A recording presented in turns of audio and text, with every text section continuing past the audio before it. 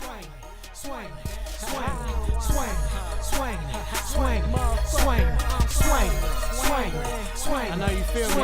Swang, swang, conspiracy. Yo, what's up, you funky bitch? You know what it is. It's episode 8 of the Swanglin Show. My name is Joshua P. Dunn. Today, the P is for pork belly because it's Ohio and we're barbecuing in the motherfucking snow. Yeah. As always, I got my co-host in the house with me, the fickle freckle boy, the motherfucking, the guardian of all things couch related. We're talking about Newkleus. What's up? What's up, y'all? Glad to be back. Now, it's crazy, dog. We're on episode number 8 of the Swanglin Show. The time's just been flying so far, 2019.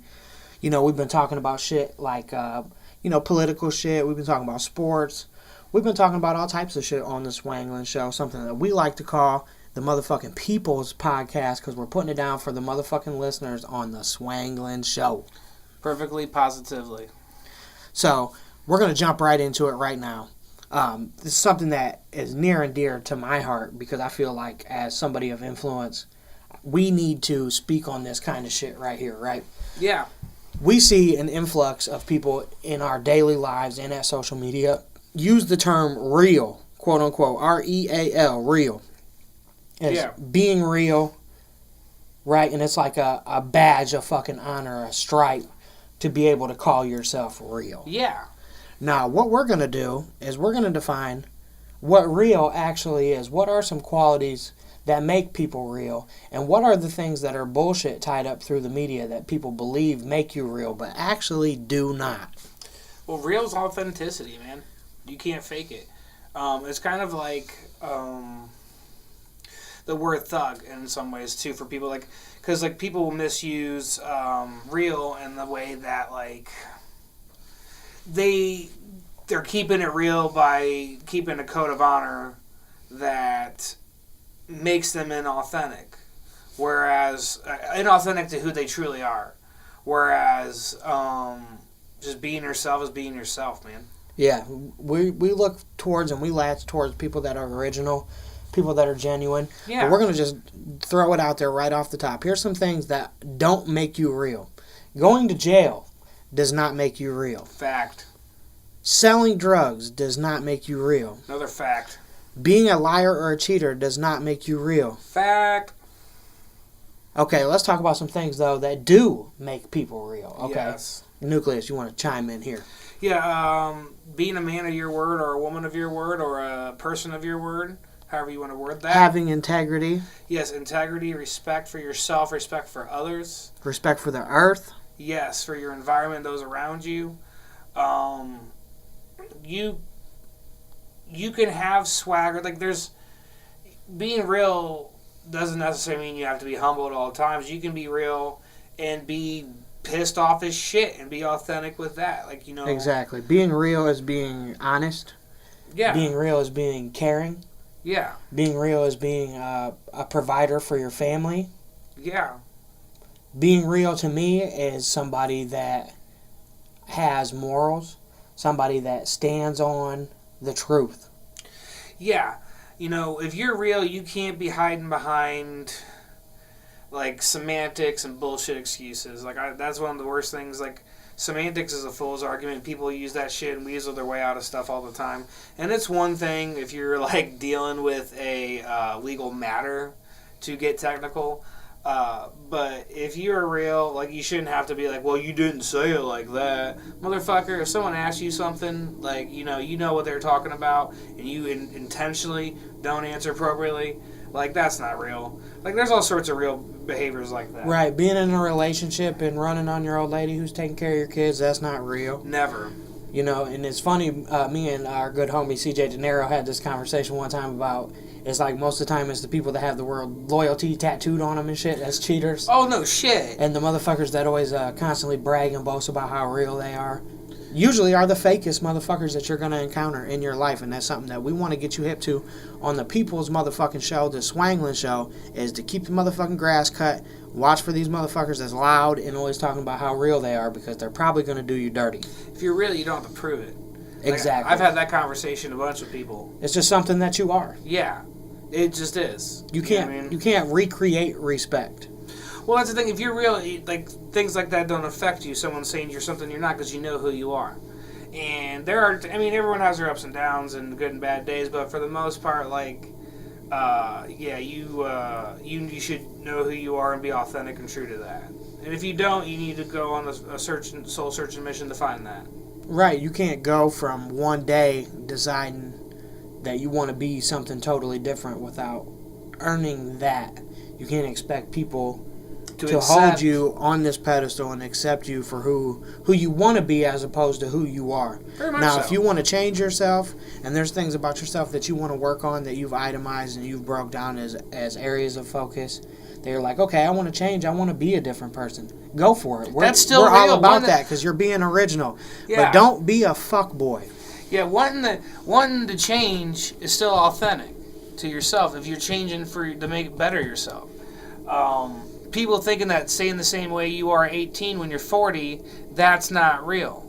Right. At all. Exactly. And I've had situations in my life where people from my past have been like, oh, Josh, man, you fucking switched up on us. And I'm like, yeah. Yeah. Motherfucker, I did switch up because that's what you're supposed to do. You're supposed to learn. You're supposed to observe not just your own environments and actions, but other people's as well and learn and pull lessons from that. And you're supposed to constantly be better. Of course I switched it up.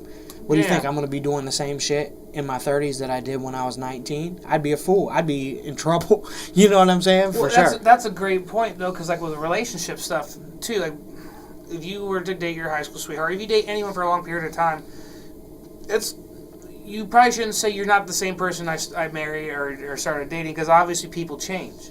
And you're not going to be the same person you are when you got married as you are 15 years in a row. There's going to be 15 years of life that's going to have happened to you. Right, you grow. Oh, and then not even just marriage, but in the relationships and like personal relationship, business relationship, all that. But like especially in romantic relationships, living situations, like when a job change happens or some shit like that. Like when things happen and you just have to be. You just have to be real about it, communicate, and... You got to have enough pride to be able to take an L on the chin. That's what, to me, separates real people from fake people. Having the ability to take the L and puff your chest out, man, and publicly take L's. It's happened to me. It's happened to you. It's happened to lots of people that we know, but I feel like that is the defining moment to me that shows you a man's character. The moment that I find out I'm wrong about something, I instantly apologize to the person that I had been having the issue with. And to the point, though, that people don't take my apology sincerely because I give it to them instantly when I find out I'm wrong. They're like, yeah, how can you be sorry about that? I'm like, well, I'm wrong, right? You know what I mean? Like, I just apologize right away because that was never my intention to cause any... If I thought I was right, you proved me wrong. Because having consideration is real. Now, facts are facts. I always let facts go where they go, and then I draw my conclusions from there. Okay, now speaking about drawing conclusions and facts, we're going to segue over into some wild ass shit right here, and I know that you're the perfect guy, Newkleus, to talk with me about this shit right now. Yep. Blowing up this goddamn Lifetime mini TV series, quote unquote, titled "Surviving R. Kelly." Have you watched this shit? I have not watched any of it. I've seen some commentary on it, and it ain't good. I know you've seen them memes, brother. Yeah, it ain't good. It ain't good for him. Now, we're on the subject talking about, apparently R. Kelly has a history of having sexual relationships with minors. Yeah. Adolescent women. Fact. Can't even be denied. It's been rumored, that he married a 16-year-old. He pisses on women. Yeah, young girls. There's been rumors and accusations of potential physical abuse as well as mental abuse. Yeah, enslavement. Yeah, I've as the stuff kept popping up, I kept reading it, and it's all kind of came to a head here, and I see this like with like the hip hop community, or I guess African American community, one and the same in a sense. But I've seen people defending R. Kelly. But they'll use the argument like, oh, well, you don't see him going after these people, these white people, and this and that. Well, let's just be glad that we're exposing a predator and just leave it at that. And I'm down to go and prosecute all these motherfuckers. So let's get all these sick fucks. Right. If you're involved in any sort of harmful act towards a child, whether it's physical, mental, whether it's, enslavement, pedophilia, any of this creep, weird ass shit, you're a piece of trash. Word. We hope that you fucking burn in hell. And I wouldn't use my urine to fucking stop you from burning alive. Oh, no. Fuck no. On the Swanglin Show. Now, R. Kelly, though, I mean, there's this weird split in between people because the longevity of his music catalog. The motherfucker's got hits, dog. I mean, we're talking about I've been a big fan of R. Kelly's for records. Years. It's very been problematic for me, as it has been for a lot of hip-hop fans. We tried to hope for a long time that he was innocent or was whatever, and I think we just didn't want to believe it. But there comes a time, where you gotta accept it. And I commend John Legend for coming out and being one of the first to say something. And that was what really struck me, is a lot of other stars that had worked with him hadn't came out, and John Legend came right out and was basically like, fuck this dude. And I got a shout out to John Legend, Ohio native.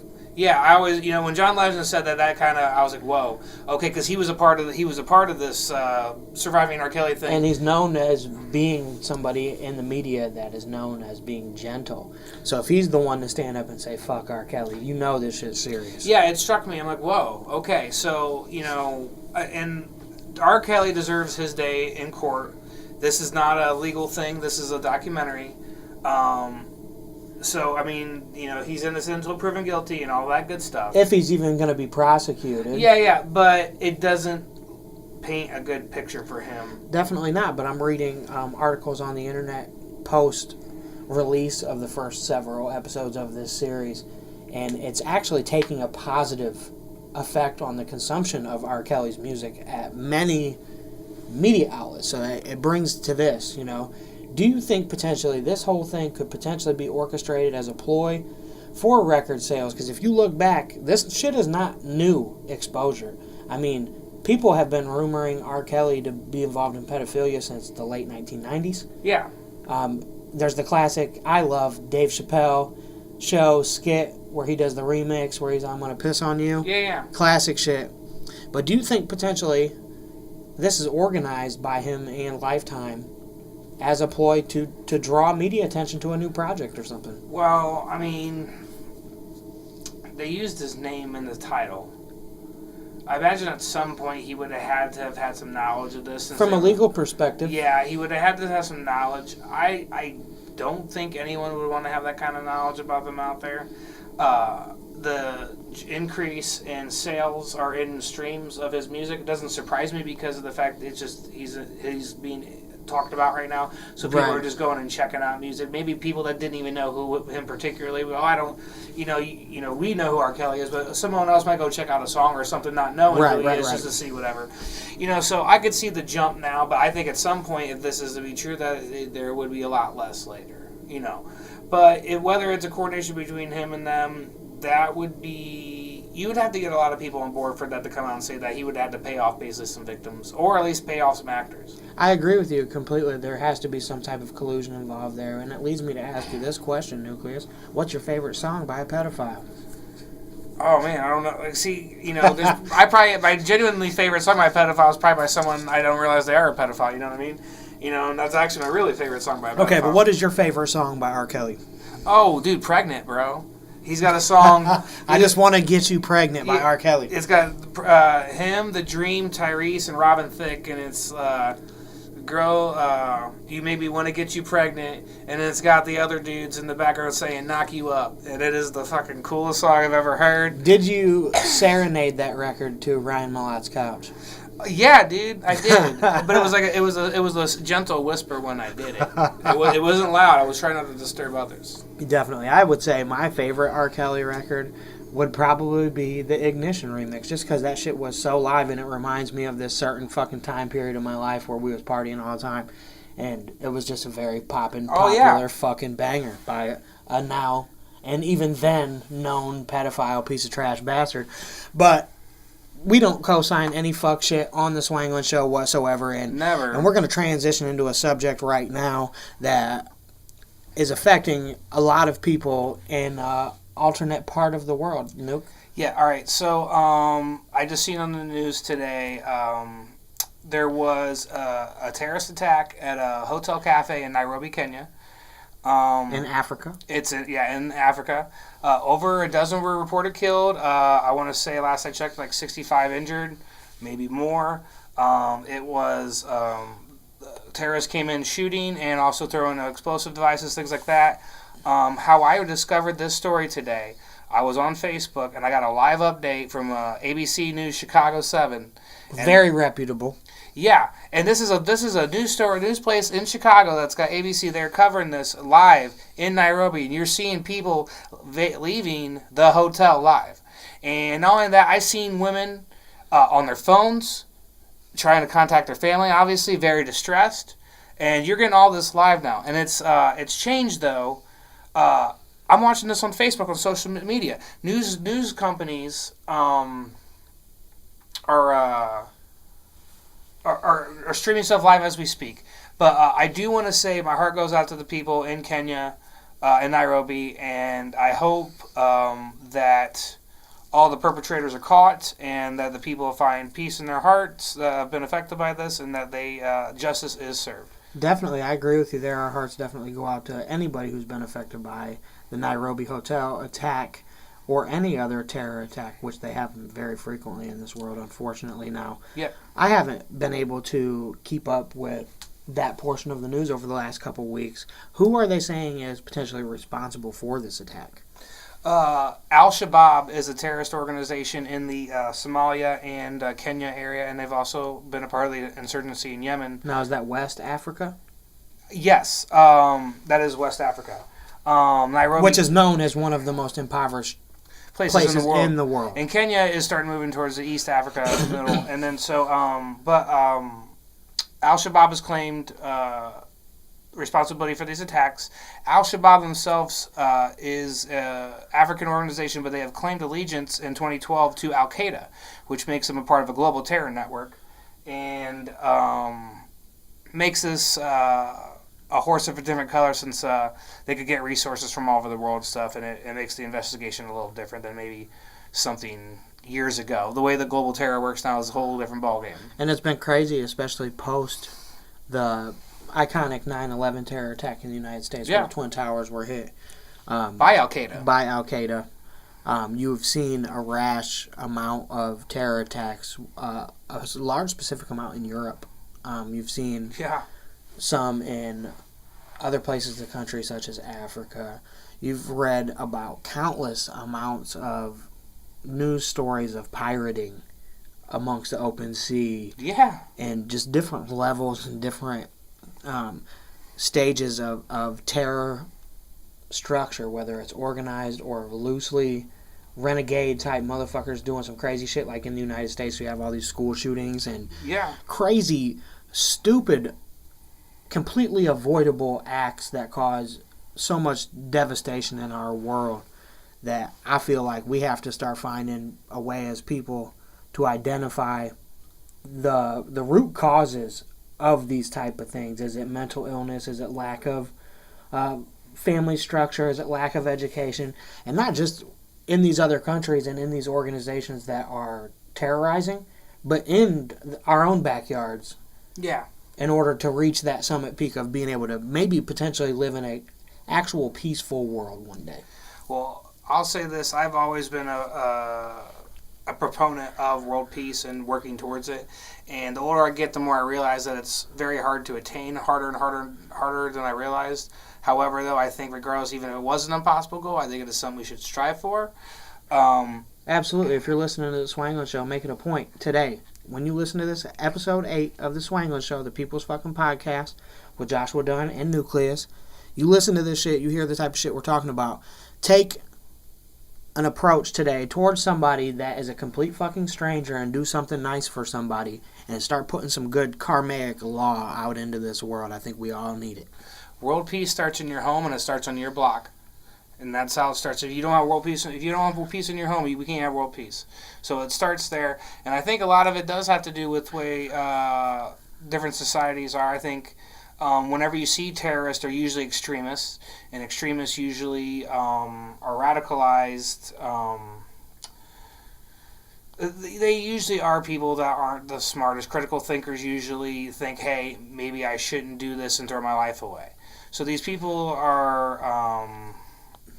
they're not all the same background and the same makeup, but they usually have been radicalized for one reason or another, whether it's mental trauma or it's well, I guess even if it was it'd be mental trauma, even if they lost loved ones, like the terrorists, like post-traumatic stress type yeah, scenario. even if like you see the recruits, the terrorism recruits that come in left and right after we bomb places there. So I guess that's mental trauma in a sense too, in and of itself. So I think it comes to people that feel trapped in some way. They feel like whatever point of view they want on the world is needs to be radicalized and enacted on this world, and they think the only way to do that is to enact terror. And there's different reasons for it, but I do know in America today that we're seeing more a rise in white terror, a white terrorism, and white hate speech, and with the rise of Trump. When it comes to around the world, though, and we see a lot of distortion in like these terror attacks, like Al-Shabaab here in Nairobi, or Al-Qaeda in Afghanistan, or wherever they want to be at. They actually purport and they twist around the Quran in order to make these people are poor, and a lot of them can't even read when they come in as recruits, and they tell them that about the 72 virgins and things of that nature. And that is not even in the Quran. That is not a Quran thing. The 72 right, and virgins. I believe your judgment on that, knowing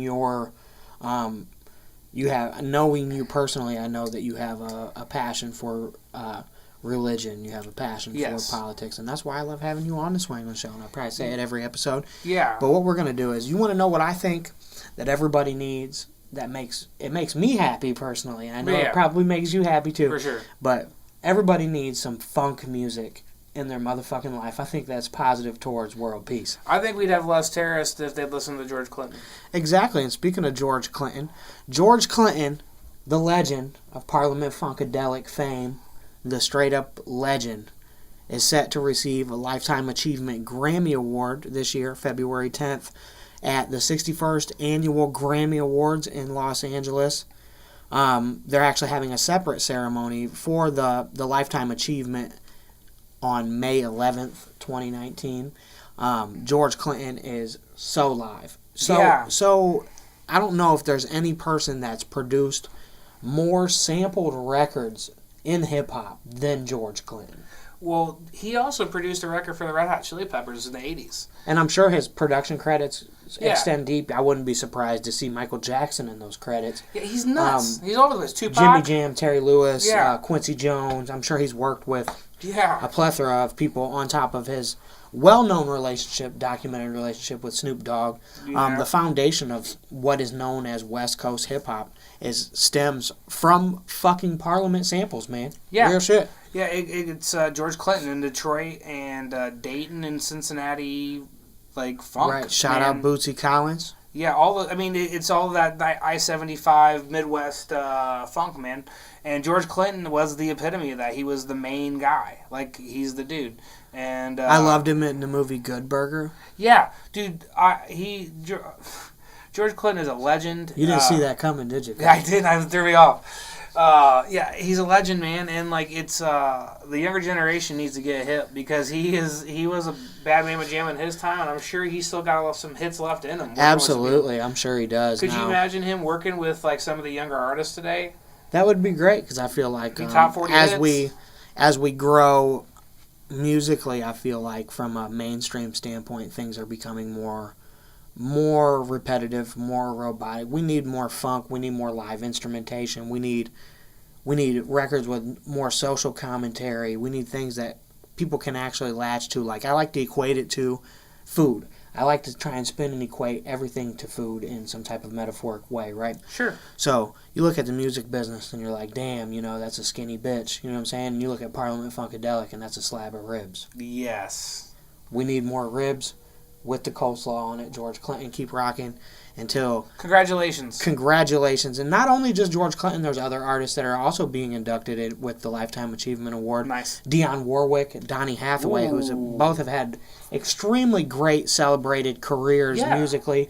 Dionne Warwick as well has been involved in many things outside of music as well that have helped cement her legacy to even be receiving an award at the 61st Annual Grammy Awards, having a special ceremony set up in your honor at the Grammy Awards is something so legendary, something so big that me being involved in music, and I know you can probably relate as well, these are moments that you dream of as a child. Yeah. Having that level of pure recognition and having that many professionals and talented people say, you deserve to be enshrined for life, that is the ultimate honor in my opinion. Yeah, and it's just, it's it. And then the Grammys as a recording artist, because it's not just hip-hop or funk or rock, it is all of it. It's all recording, period, the recording industry. And so just imagine how much fun George Clinton has had along the way in this lifetime, achieving this lifetime goal of being this badass person he's been. With a career Fucking of touring lot of fun. that stretches back to the 70s.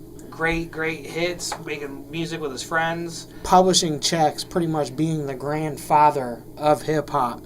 Yeah, for sure. Production. Yeah, if you will. Yeah, for sure, man.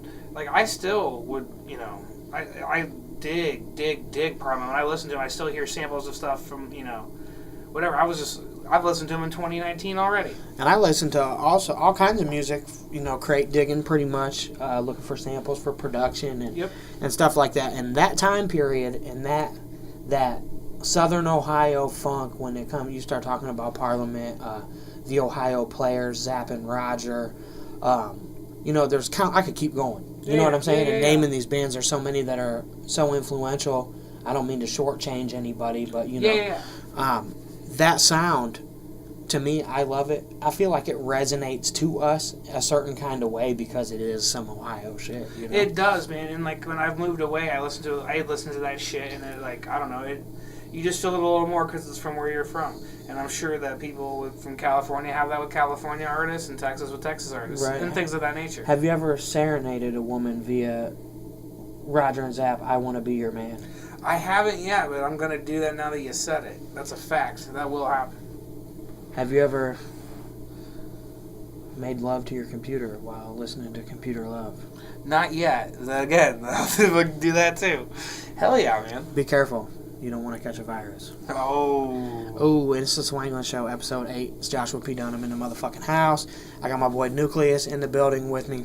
Right now, in the news, in hip-hop culture, recording artist and newer artist to the game, A Boogie with the Hoodie. Are you hip to this dude, Nuke? Yeah, I've heard a few records over the last couple of years. He's from New York, right? Yeah. He's in the news right now for going number 1 with his new album, Hoodie Season. Congratulations to A Boogie with the Hoodie.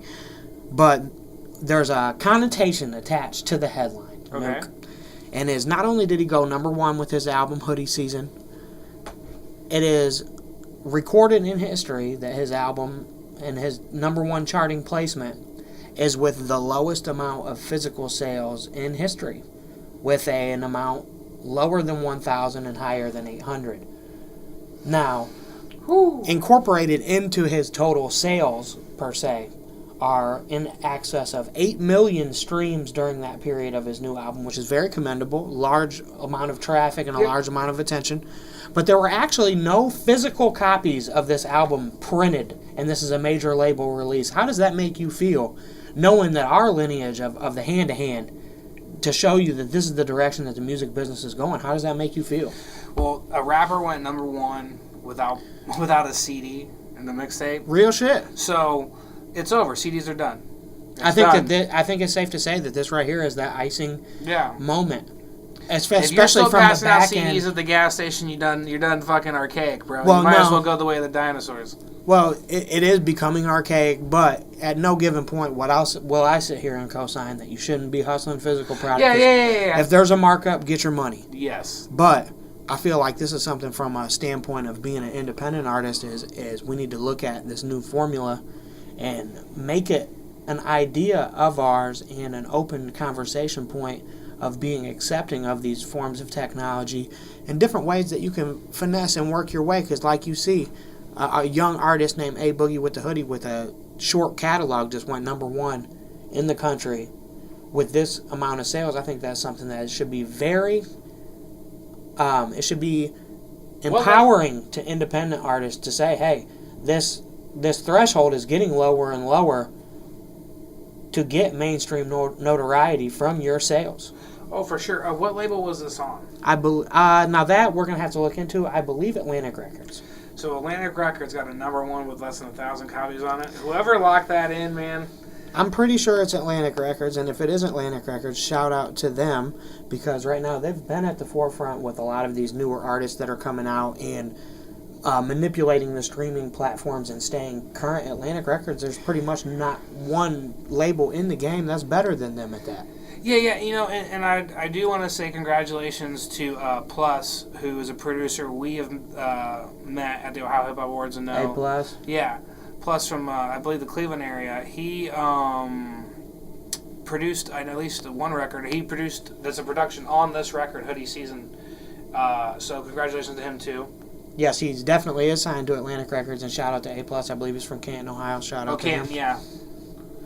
But yeah, so I know that the production has to be good if he had Plus on there, because that guy's amazing. Oh, yeah. Well, and also, it's like a lot of the newer artists, they keep getting scrutinized by a lot of the purists, the hip-hop purists, saying, maybe their style is dumbed down, or it's too repetitive, or it's quote-unquote mumble rap. There's a lot of division there between old heads and new heads, and we all know that this is a young man's game. You know, if you're an artist, you're in the game, and, you know, you're in your late 20s, your 30s, maybe pushing 40, because there is no time limit on being creative. You can push and be putting out here as long as you want. One thing that I want to talk about, and I think it's important, that if you're an artist and you're listening to this, you need to embrace these young artists. You know what I'm saying? Don't scrutinize these motherfuckers. Don't throw them under the bus, you know what I'm saying?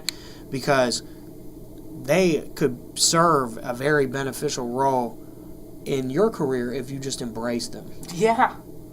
You know, we're seeing the clash with Lazy Bone, and Migos. And then we talked about that. And then you see other artists like Jay-Z working with younger artists or something, you know. So it just depends. I would say I'd be working with these people. You could help guide them so they don't make mistakes.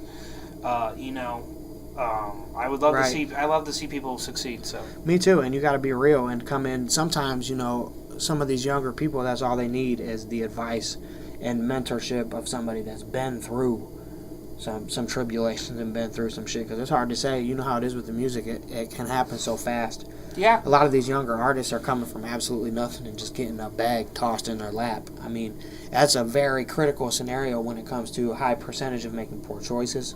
Yeah, if you, you know, if you got yourself to that point, you know, and maybe you did that successfully, but maybe, you know, the people you have around you, maybe you guys you don't have the heads for the next level, and, you know, it matters who you bring around, who you have, and who you keep around you, you know. Right, one of these kids could develop to, you know, later in this ever-changing landscape of hip-hop, one of these younger artists is going to go down in history as the greatest to ever do it, because that's how this works. Yeah, that's a fact. So it's like, you know, you can either embrace it and be stuck, or be stuck in the mud, if you will, and be outcast by this new changing, ever-changing hip-hop culture. So, speaking of the greatest of all time, let's bust into this conversation, sure. Okay? Everybody, or a high majority of hip-hop fans, would say, and I'm sure there's statistics to back this, that Eminem would be considered the greatest rapper of all time, or Jay-Z would be considered as the greatest rapper of all time based upon commercial success and sales. Yes. Now, as somebody that creates hip-hop, I'm very passionate about lyricism. Yeah. Very passionate about a lot of things. So to me, neither one of them are my greatest of all time. Yeah. To me, the greatest of all time is the legendary, representing Port Arthur, Texas, Underground King Bun B is my favorite. I feel like if you look at the longevity of his career and his features and his influence on pretty much the threshold of domination that the South has had over hip-hop for the last 10 years, I feel like he goes down, Bun B, as the greatest of all time. Who do you think is the greatest of all time? Tupac Shakur. Tupac, why? He's the only rapper that will ever have the ability, at his peak, he could have told an entire coast to do something and they'd have done it. He could have said, we need to go on a hunger strike for school kids or something of that nature, and a motherfucking entire West Coast would have done it. And that's one thing, I think that Tupac is a great choice.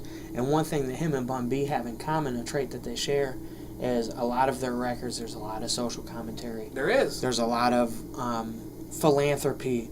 There's a lot of knowledge dropped in the records, and I feel like that is the piece that makes it legendary, and that's what makes it great.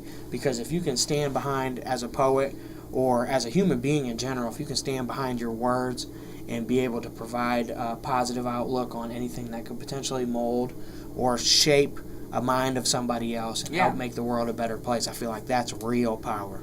Oh, for sure. And the thing with Tupac is since he died so young, Lord knows where he'd have went. You know what I mean? As far as like growing and progressing mentally, because he was very into that thug thing. Who says at 40 years old he would have been talking thug shit? Right. He could have been a politician. He could have been revolutionary. He could have from been a political rapping standpoint. about being a dad with a minivan. Like, we don't know where he could have been, and what kind of guidance he could have had for our country, absolutely, and for African American culture, and for hip hop culture, right, and music in general. Rest in peace, Tupac. Rest in peace, Tupac. Rest in peace, Pimp C. And I appreciate both of those people's contributions to hip hop, contributions to the literary world as well, because I feel like both of them deserve to be looked at from a larger standpoint as a rapper. Yeah, and Bun B and Pimp C together with their records, and then Bun B carrying on after, like he has a valid claim to claims of things of that nature, and UGK for the best group of all time too. You can make that argument very easily. Absolutely. Now, if you're listening to the Swanglin Show, we want to know who you think is the greatest rapper of all time. Drop a comment on this video, or reach out to us via email or social media. Holler at us. Let's keep this debate going on who you think is the greatest rapper of all time and why. Yeah, there's no wrong answer, really. I mean, it's all preference based, yeah. and we're open to accept people's arguments and talk and engage in any type of meaningful conversation, because that's what we do on the Swanglin Show, the People's Podcast. It's been episode 8. It's Joshua P. Dunn, my boy Newkleus, signing off. Yo, you know what it is. Episode 8 of the Swanglin Show. It's your boy Joshua Dunn. I'm in the motherfucking house. I got my boy on the line, Menacide. What's happening? What the fuck is good, Joshua Dunn? Peace and love from Menacide and 13% Records, all the way to Conspiracy Family. What's cracking? Let's get it popping tonight. Oh man, just living life, my friend. It's a pleasure to have you on the Swanglin Show. I appreciate you taking the time out to chat it up with me. Anything for the homies, man. Anything for the homies, man. I'm a pleasure for me too. How you been, bro? You been good? Absolutely, I've been doing fantastic, and I hope the same for you. I hope you're off to a good start here in 2019. Yeah, man, for sure. I just dropped the second book to Reign Supreme, which is a killer fucking album. So in other words, it was a double CD, but I released book 1 back at the end of 2018, and then had a banger of a fucking album. It's nominated right now for Album of the Year, a couple spots. I would imagine some more as the awards continue to pop up, but right now, that album's incredible. I had my brother Menacide on it. That's raw, fucking real deal hip hop. Listen, everybody talks a good one about my music is the best, my music is this, and all that other bullshit.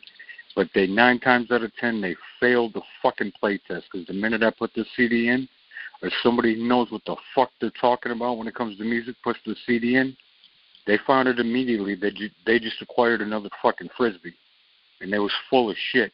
But when you put my record in, I guarantee you, you're going to listen from track 1 all the way to the end. I promise you, it's that good. You ain't going to skip a track.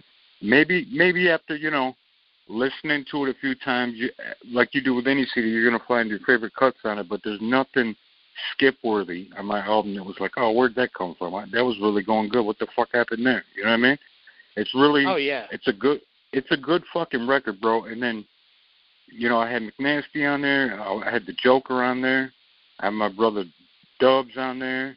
My boy Shaz, a lot of gifted singers and musicians from all over the fucking place, producers.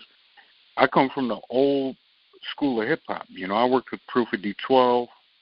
I've been in the studio with Eminem before.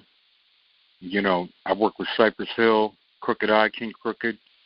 And I'm what they call, in a sense, you can't fuck around in front. You do your research about me, And I'm really not a narcissistic kind of artist, but I owe myself this respect to say this.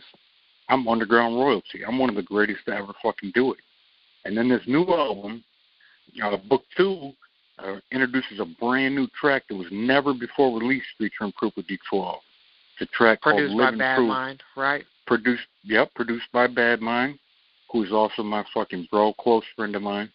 And, we basically restructured the old track I had sitting around and put it out as something fresh and innovative for the fans who remember Big Proof and what his legacy was like with D12 and the solo work that he did and the hyping that he did for him, to bring something fresh out the vault so they could remember what bona fide fucking authentic hip-hop sounds like. So, once again, go to iTunes or fucking Spotify and grab Menacide, Reign Supreme, Book 1 and Book 2. They're out of this fucking park. I promise you. Look, I'll stop the hype about this shit, but I promise you I worked hard on these records. I didn't fuck around. I didn't put these records out until everybody that heard them from me said, that's beyond stellar. Put it out. I mean, it smacks it out of the fucking park and smashes a goddamn window in the parking lot. They're Absolutely. dope records. If you hear that, if you hear this shit, you're listening to the Swanglin Show, you need to make sure you go and you download and you purchase and you stream Menacide, Reign Supreme, Book 1 and Book 2. As a matter of fact, you say you want to run the double disc portion of it and run them back to back, and you cop Book 1 and you cop Book 2, and you put in Book 1 first and you hit play. What's the first thing you're going to hear on Book 1? You're going to hear me, God damn it. That's right, bro. On the intro they don't even know of that motherfucking record. Joshua Dunn brings the whole album in. He's on the intro to that album, and I guarantee you, it's just a phenomenal set-off. Now, because I hit you up, bro. On your like, intro, I got it. Go ahead. Oh, I'm sorry. On your intro to our little interview that we're having here, you mentioned 13% Records. You shouted out your boy, Mick Nasty. I know that y'all been like a hybrid type combo for a long number of years, and you guys like really have targeted like an area of quality that is like superseded by none, really. And I kind of wanted to stop and reflect on that, because a lot of the listeners that are familiar with you and the underground in general are going to know that, that's heavy. Well, I appreciate you bringing that up, bro, because we put heavy emphasis on our shit being superb quality. When I'm not talking about just the music, which is what we put the sole force of our energy into, but also, if you look at our fucking merchandise, we've been banging it out of the park for years. We did shit. Years. Everybody knows who Twisted is, and not this. Hey, Jamie and Paul are cool. They're buddies of mine. They're buddies of my brother. ICP are big merchandise innovators, but we did some shit that some of them boys copied a little bit. And I'm not being silly and I'm not trying to, front like they ain't innovators or nothing like that. Sorry about that. I had a guest in here, but I'm saying we did a few things and we saw people like them, we'll say, pick up months later and start like, holy shit, we fucking did that like 3 years ago. So, just for an example, I can relate to that because I'm from the Metro Toledo area, and that area gets pretty heavy. So we did, you ask anybody around Michigan, they'll tell you kind of like I'm like what they consider all them guys, I guess like, the Murder Master music show, those guys that have had, fucking C Murder and, Eazy-E's old team on there, No Limit Soldiers, and they had me up interviewed me. They introduced me basically as, like an MC Breed when it comes to Michigan. Swatting it out the park for fucking years. Incredible music. But did I just always fly sort of below the radar a little bit? I've always had a strong roots in the underground.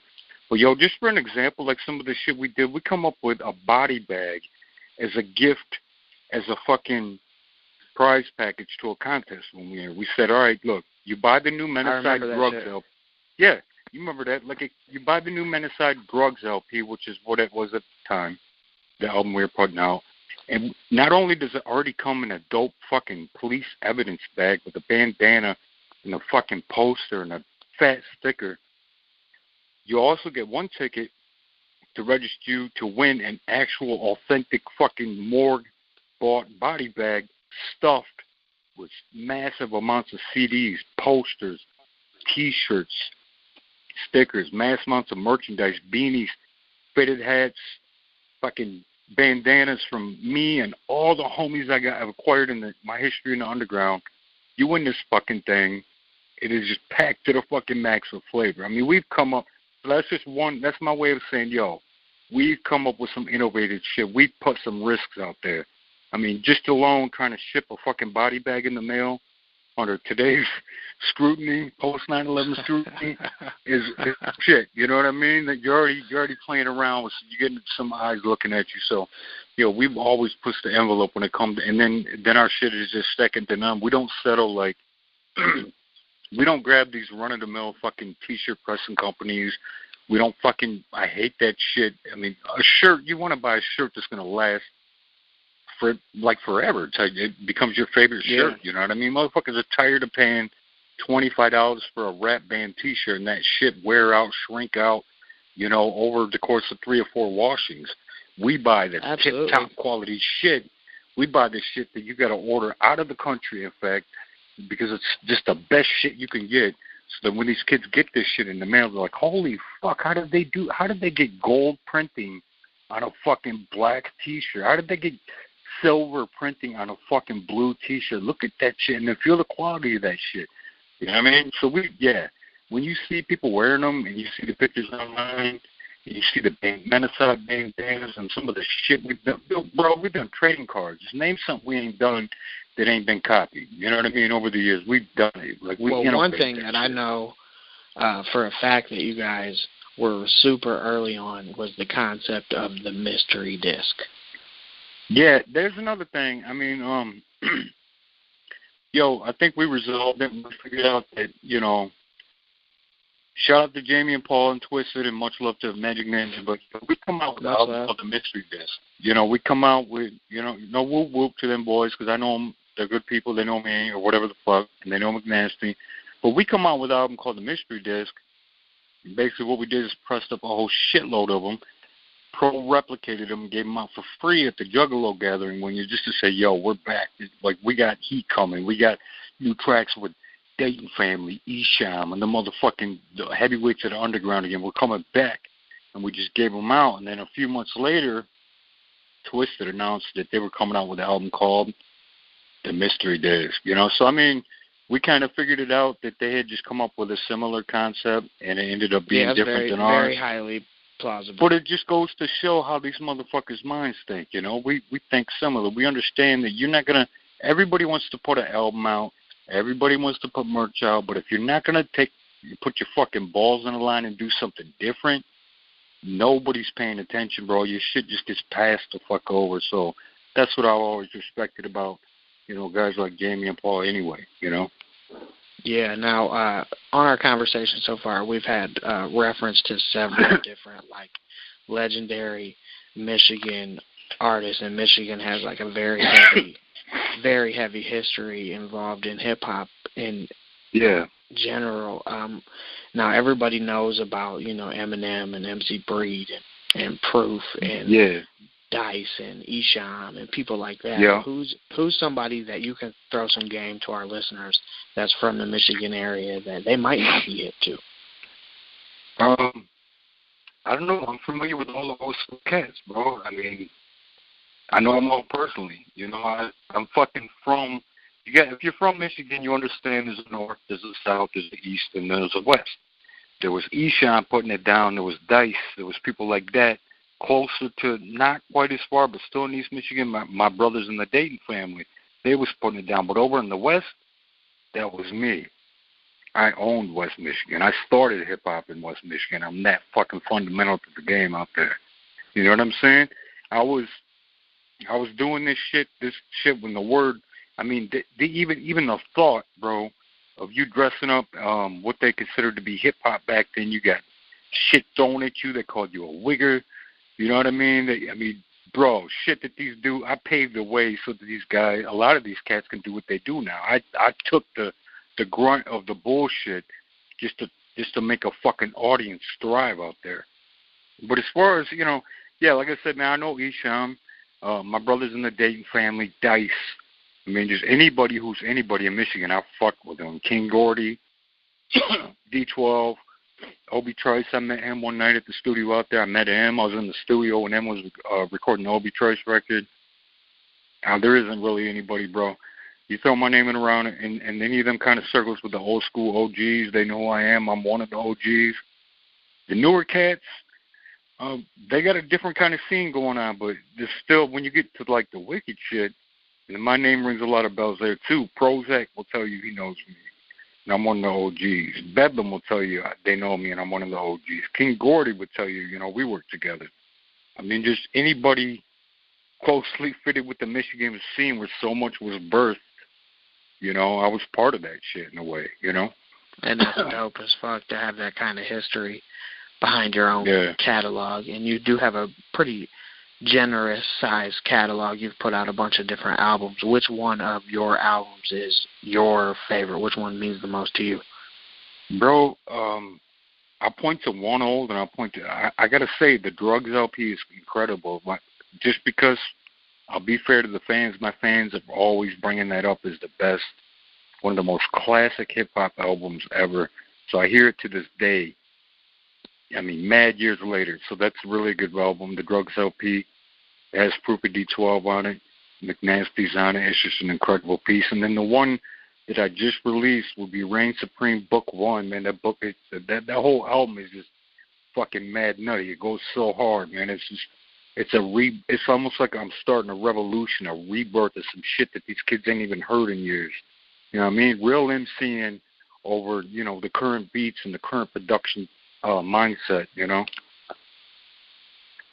Oh, yeah, and they're all slappers. I remember when they put out the Drugs album specifically, it was like from a quality standpoint, you've really separated yourself, and it meant a lot to the underground because of that. You're never going to hear just as solid as anything else you could have bought from the record store when you hit the play button. Yeah, you're not going to hear anything with Menicide's name on it unless it was like maybe an appearance on somebody else's shit. But an actual Menacide album, you're not going to hear one that doesn't impress you. I mean, fucking just forget about Michigan. I mix better than anybody out there, the likes of which I could probably name the two other people that are as good as me musically with mixing, sonically, But, so yeah, you get your money's worth, man. You get your money's worth, and that's what I feel like a lot of fans are tired of. They're tired of paying $10, $15 for an album and getting a bunch of slop together bullshit. So when they pump my shit in, it's like a nice refreshing, holy shit, I scored. I actually found one. I got my money's worth. You know what I mean? Yeah, absolutely. It's like buying a box of Cracker Jack. For sure. Now, we've done some work together. We got a couple songs together and shit. And people that are listening to the Swanglin Show, you probably already fuck with me anyways. This could be your first time getting hip to Menacide. If it is your first time, you need to make sure you hit all these streaming outlets and make sure you put your money where your mouth is and consume some really dope hip hop, including my record, I Do This, featuring Menacide, produced by Robbie Digital. You can find it all your favorite motherfucking places. Now, it's customary on the Swanglin Show as we ride it out to give our very special guest the opportunity in the undivided floor to give some shout-outs to their people, hit, your social media and all that shit, let the people know where they can find you at. Yeah. Listen, what up, y'all? What up, everybody? If this is your first time hearing of me, I'm telling you, I understand you. If you're a music fan, I understand you. There are millions of people like you that want to love this underground music scene. But the more and more you sift through it, you hear repeated fucking garbage. Nothing really stands out. There's a couple guys that stand out like, yo, he's incredible, but how come the rest of these guys are garbage? Listen, my name is Menacide. I promise you. If you type my name in anywhere, any outlet where music is sold, and you buy something of mine, you will be rewarded with diamonds. You will be rewarded with gems. You will be rewarded with, top-notch effort and incredible fucking bona fide, authentic, that rings true hip-hop music. You know what I mean? So please check me out. Thank you for listening. Shout out to my man's in them, Joshua Dunn, the Conspiracy family over there. Shout out to McNasty. All my peoples in Michigan, all the underground fans online, keeping this movement up. Yo, was we gonna real quick touch on the one more thing, just to finish it out. You can catch me on Facebook under Menacide. or Sean W. Larson, Larson. I'm more active on there. Do you want to touch on the wicked shit a little bit? Oh, we absolutely can. Okay, because I was just thinking, like, how you feeling about where it's going today? Because I know you, man, you've been doing it for a long time, too. You've been making quality shit. You got that southern sounding shit that just slaps real good to me, that I wish a lot of, I don't know, I think you're one of them people that are very talented and versatile at picking beats. And not only that, you're a great producer. And I appreciate you also, you really are. You always been. I know there's a couple beats of yours you sent me. I sat down for a minute now. I fucking just didn't pull the trigger because I had so much music in front of me, and now you see why I had 2 albums worth of shit, you know what I mean, to put out. But, you're an incredible producer. How do you see the scene right now, as a whole? Like, well, right now, as a whole, I think that it's at pretty much the same condition that it's remained in for a long period of time. I mean, there's instances, like once or twice a year that'll happen that will extremely pique everybody's interest, something like a new Menacide record or some new some Mission Infect shit. Shout out to Low-Key and his team. They always put out quality shit. By the way, I am a member of Mission. Like I'm sorry, just throwing that in there. I am pretty much an original Mission Infect member. I just wasn't on the last 2 albums, but I mean, you'd be surprised if, for all the wicked shit fans that are listening, who the people I fucking know out there. Because Low-Key is a friend of mine. Bad Luck and all them boys with Mission Effect are all homies of mine, dude. I mean, I know King Gordy, I know Prozac, I know the Magic Deuces, I rocked with the 3SCs, I rocked with the 7SCs. Everybody who's any fucking buddy in the wicked shit, that, I mean, to an extent, Alazulu, a lot of motherfuckers like those. I know all those people. I know all the dope shit, and I rock with them people. They either come up right now. Yes, they either come up under my school and watched how the OGs like me did it, or else we was rocking with them back in the day. So I know all this shit. I'm not. Man, my ears to the underground more than most people. So I rock with the wicked. Absolutely. Shit. Well, I feel like as a scene, it's underdeveloped from a business standpoint. You know what I mean? I think a lot of the artists that are talented, that are involved in the underground and wicked shit in general, well, I feel like could really use some business mentoring.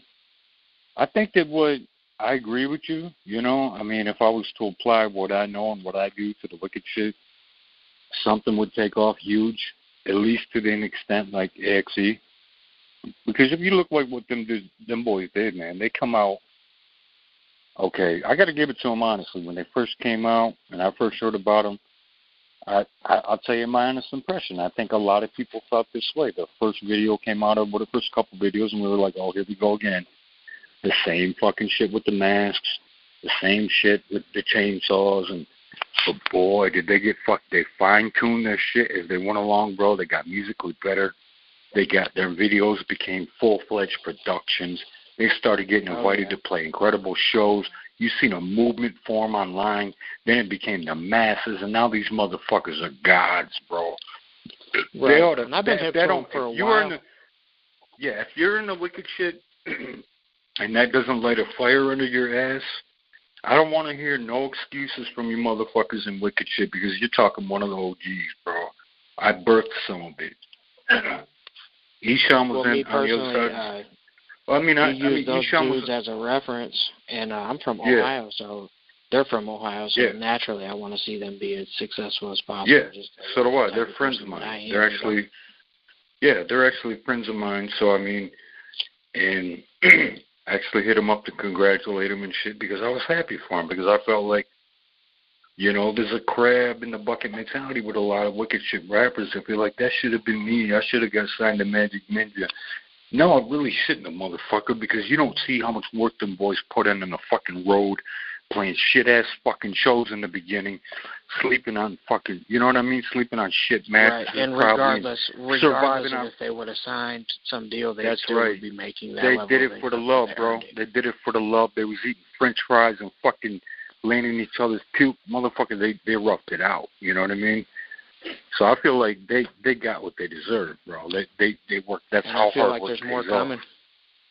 Yeah, yep. Yeah, they're incredible, man. Shout out to Axe, man. Shout out to Alex. Definitely. Now, you were talking about, just like the scene in general. I just feel like there's a lot of misinformation as far as, how to actually to thrive and build. And I feel like you said, a crab's in a bucket in a lot of sense, to where a lot of people don't understand that, it can be more than just putting some paint on you. Yeah, I've seen the interest fall off and then come back and just, like, they're lighting the interest up right now, Axis, Yeah, and I think they make great records, man. I think people are going to love them for a long period of time. Yeah, I'm proud of them, man. They made me so fucking proud. Shout out to Ohio. Everybody in Ohio stand up because, when they play a show, you guys should all show up. I don't care if you're an artist. I don't care if they secretly in your fucking wee-wee or your heart make you jealous. Go fucking support them, bro. Go to the show because this is how hardcore Alazulu is. If it would have been you that got signed, they would be in the audience. You know what I mean? They're that hardcore, dedicated of dudes. So you should fucking go to the show. Support the wicked shit. It's the only way to bring it back, man. And they're doing it like single-handedly, which is sad. Because I would expect a lot more work to be going on, but it could be done. I'm with it. I support. You know what I mean? Absolutely. And we were on the topic, we were talking about Michigan, you know what I'm saying? We're talking about Ohio. Yeah. Wanted to throw this out there since I'm on the phone with you. Go Buckeyes. You know what I'm saying? Go Buckeyes. How's that make you feel, Menacide? Yeah, man. That's hate language where I'm from.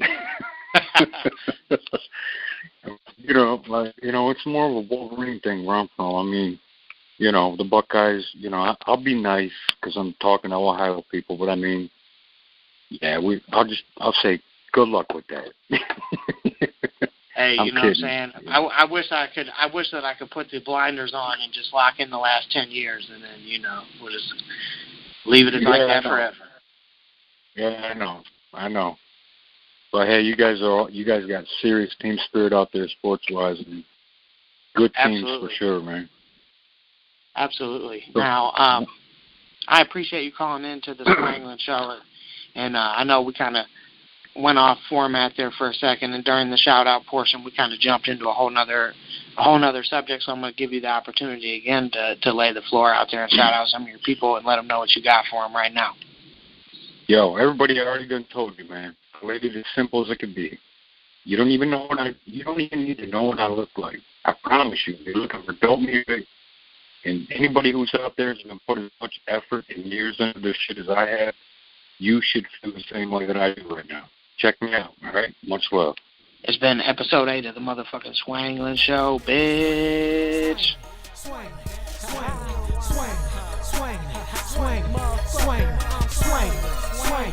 I know you feel me.